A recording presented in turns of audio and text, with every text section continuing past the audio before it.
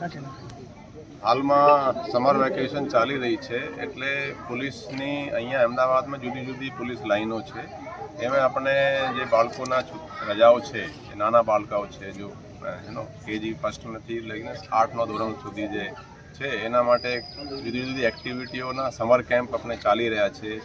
જે તમે જુઓ તો ચાંદખેડા, રાણી, પેલેસ બ્રિજ, અહીંયા શાહીબાગ, અમરાઈવાડી, ઓઢવ, દાની લીમડા, બાપુનગર, ઘણી બધી જગ્યાઓ ચાલી રહ્યા છે.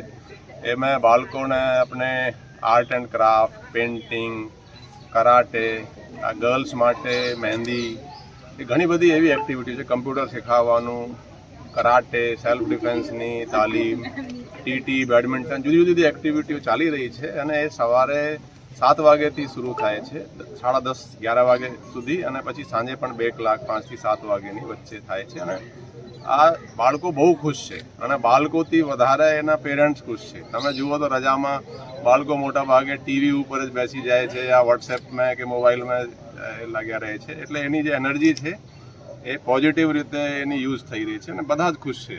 સર, ખાસ કરીને આજે આપ પધાર્યા છો અને બાળકો પ્રોત્સાહિત થયા છે અને એમના પેરેન્ટ્સ પણ પ્રોત્સાહિત થયા, તો એમને શું કહેશો કે સંદેશ? ના, એ છે કે તમે આ રીતે જોશથી જે કોઈ તમારા સ્કૂલની સ્ટડીઝ છે એ પણ આ રીતે જોશથી કરવાનું, અને જે હવે શીખી રહ્યા છે પૂરી જોશથી આની તાલીમ લેવાનું.